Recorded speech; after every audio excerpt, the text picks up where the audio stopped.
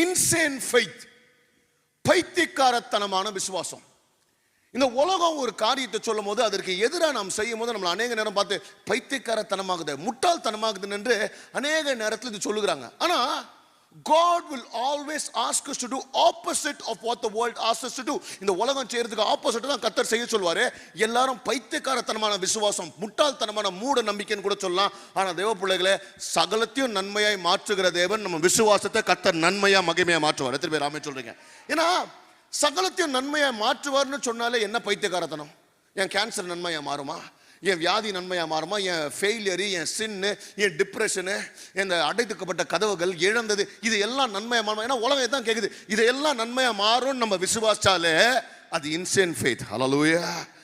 Dear children of God, if you want applause, you need to risk criticism. சில நேரத்தில் நம்ம செய்கிற காரியத்தை எல்லாம் கிரிட்டிசைஸ் பண்ணுவாங்க.